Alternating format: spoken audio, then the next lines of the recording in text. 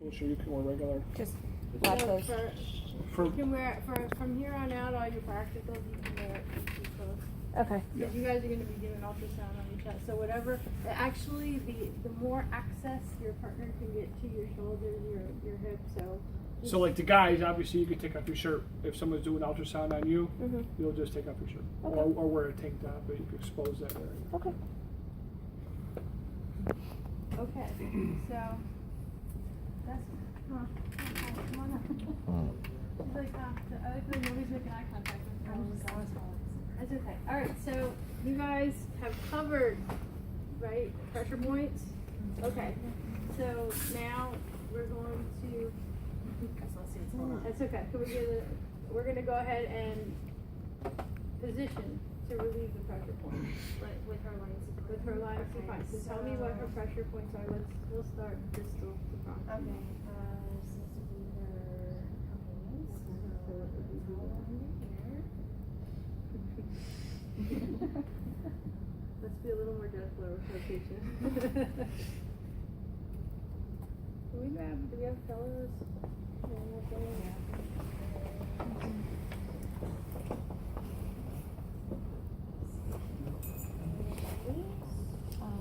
Really bad pressure point.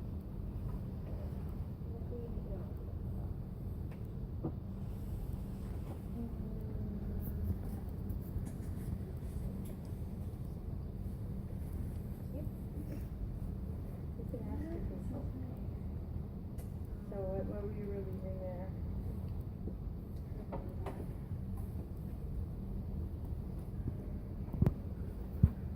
What's sitting on the bed right now? Okay, so let's try and relieve her right side then. So what are your pressure points? Just give me the pressure points from her. What is she sitting on right now? Okay, and what about up here?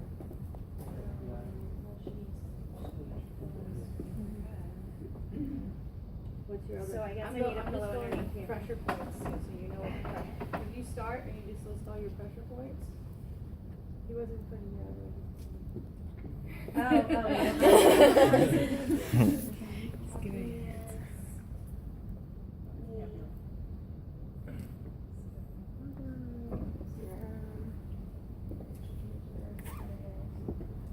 Back of the head. So let's position her. So you guys know to roll them, right? So repositioning, you'll see this for the skin breakdown. So let's use pillows because she shifts. Oh, okay, she shifts her IV to fix her IV. So if we're gonna do it, we wanna get it in there. And this is where your log rolling comes into play. We're gonna say, Mrs. Lebowski, grab the other side of it. As I said, grab the other bed rail. You can have them held.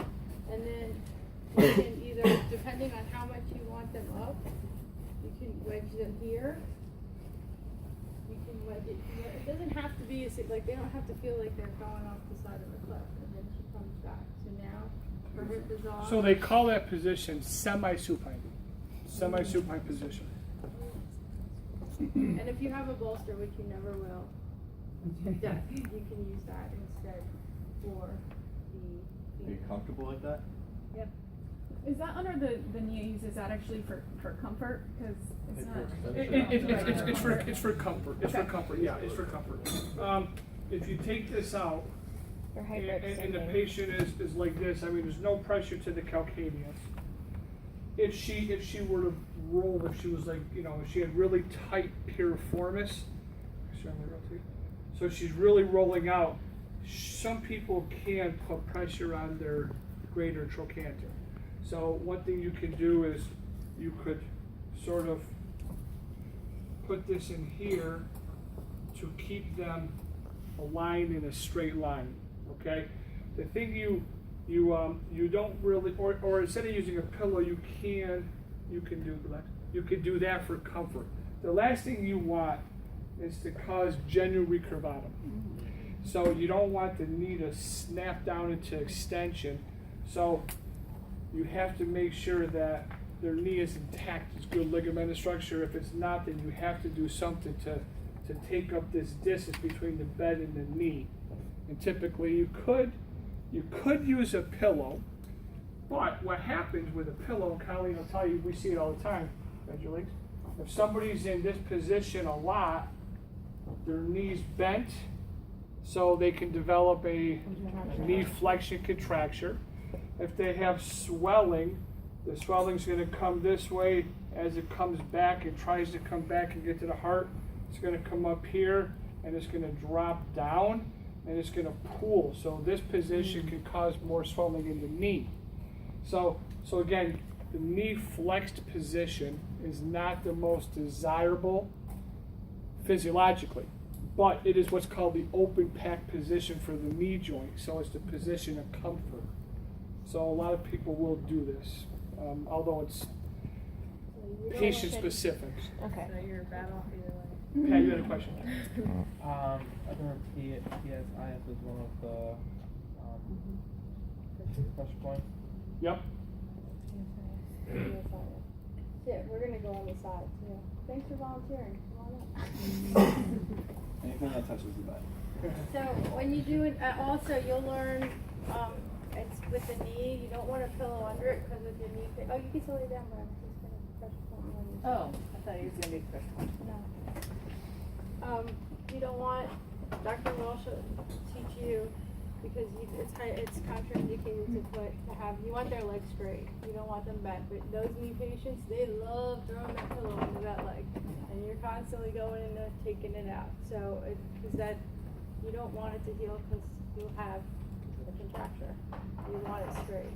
So, it's kind of safe bet.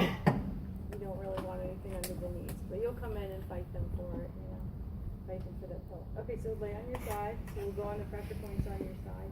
You can go towards me. So just start. So somebody tell them what's the pressure? Distal to proximal. The lateral malleolus, okay. You're really saying a lot here. You can say along with Yep. the group. Okay. Spiritual catheter. Yep. Wouldn't it be medial too? Yep. Yeah. Yep. Lateral and medial epicondo. Yeah. Knee So spacing. keep going though. Hang on. Yep. Hang on. So keep going. So the greater trochanter, the acromion, the ear. Okay. Don't forget, a lot of people forget the head. Yeah. And like these soldiers, when we were bringing them back on the litters on the planes, they would come off the plane. Nobody was really paying attention. They wouldn't have any skin in the back of their head. Because they weren't turning them, and those litters are, I don't know if anybody's seen the litters on the back. They're not fun. They're not as comfortable to do. So remember the head too. So Pat has to position her in such a way where there's going to be no pressure on her right lateral malleolus, her left medial and right medial, her right fibular head, her right greater trochanter, her right acromion, her right lateral epicondyle, and her ear. What about in between your knees? In between her knees, her epicondyles of her knee joints. Correct. Thank you. This leg bend.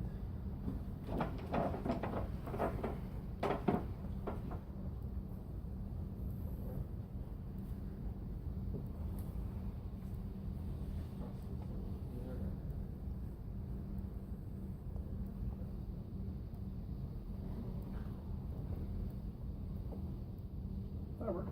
That'll work. Go a long way.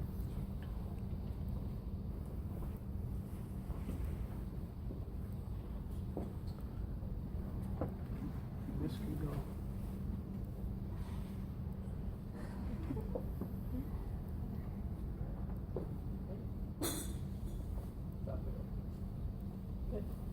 What about the chromium? What I have another pillow right here.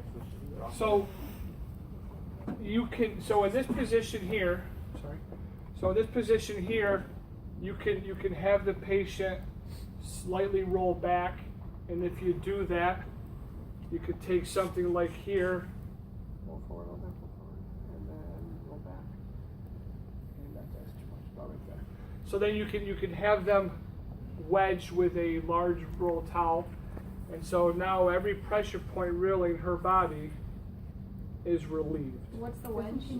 Taking pressure off? The wedge in the back is allowing her body weight to lean against the wedge, as opposed to me doing this. When I take this out, and I'll say roll back, now hold that position.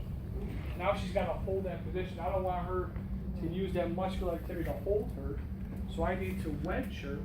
But is that for the acromion or the greater trochanter? Oh yeah, the chromium. Okay. Yeah. So then what would you do for the greater trochanter? The greater trochanter is not in a position here because she put this leg forward. Let's say forward. Or you mean the one? The one The right leg. The bottom leg. Now she's off of it. So if she's like here, she's right on it. So if you roll this part, if you roll her trunk forward, now she's off her trochanter. But now Now the wedge she's that on you her just put there isn't. But that's also why we rotate them every 2 Right hours. there, right there. That's it right there. But I'm sure like Oh yeah. So basically, guys, listen. So you segmented the body. Okay. You roll the lower trunk forward to take pressure off of her right trochanter. You roll her upper body back onto the wedge so she's taking pressure off of her right acromion. Okay. And she lays in this position for maybe an hour and a half to 2 hours a day, and then you roll to the back for 2 hours, and you roll to the left side for 2 hours, and you keep doing positional changes. Okay. So having the trunk forward or the bottom, you know how you twisted her? Yeah. That's not causing pressure on her spine? Rotation. No, it's not. In fact, that's a desirable thing. You want that. You want to have some kind of rotation because that's an automatic stretch. People love to stretch, and you're basically putting them in a position of a stretch, which is good. Now, if they've had a burn or they have something where they can't do it, then obviously it's a bad thing. But for most, it's a good thing. Okay, Brenna? You put them in scoop in here and just put them on their And the reason you're not causing shear, you're not causing shear either on the spine because there's no movement. Okay. Now prone, what are you doing now? Prone? Okay. Alright, Tim. Thanks, volunteer. Yeah, not part 10. Oh, we're not doing slow go ahead. Well, you need to do volunteer. Everybody please join me. Tim would like to do a group Oh, effort. alright. So from So the bottom. just first list would, yeah, list of the parts. Yeah, I guess we put dorsal. Patella for sure. ASIS, yes.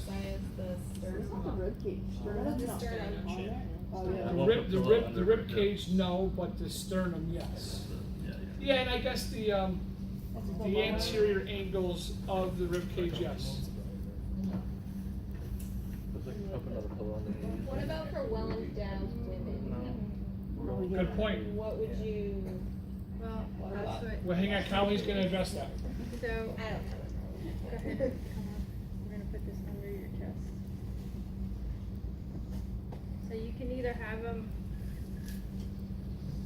put their head. I'm gonna put your head down here. So you can have them like this. You can put, for the well-endowed women, you kind of want to get more pillows under.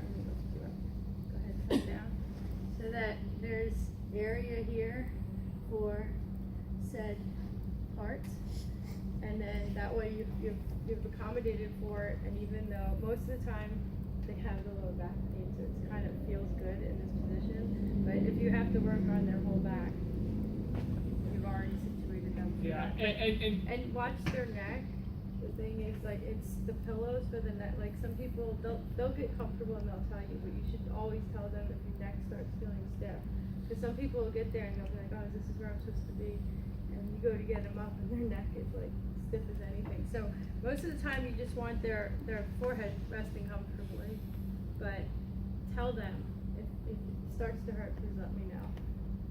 90% of the patients in the nursing home and hospital setting will not be positioned prone. But what patient population would you want to position prone? No, not set, amputees. Someone who's had an above knee or below knee amputation, you want that position prone as much as they can get to, okay? What? No, is that for their, so they don't get a contraction? So they don't get a contraction of their hip and or knee joint, depending on if they're above or below. That's correct. Yeah, I mean, if she complains that, most of the time you can, when you're in the outpatient or whatever, you put a bolster, and the bolster actually will hold it up a little bit more. So You're that, not putting a lot of pressure in there. well, you're not gonna really, when you're positioning a patient like this, 9 times out of 10, 99.9% of the time, it's to do something to their back. They're not staying there that long. Yeah. It's just so that it's not like they're not lower back when they get up, they can't stand. So most of you'll be an outpatient, you put a bolster under their feet, that's just enough to get the curve in the leg and to relieve pressure off the back. For our purposes, we're just using towels right now. But I mean, that's the whole point too. You ask your patient, once you position them, does that feel okay? I just asked Brenna, she's like, no. She said this, her nose is in the towel, so then I re-rolled the towel, it's probably still, now it's better. So that's exactly, figure out what your patient, put them where you want them, and then, cause like we say, every case is different, then you ask them, how do you feel? So go practice with each other doing sideline, prone,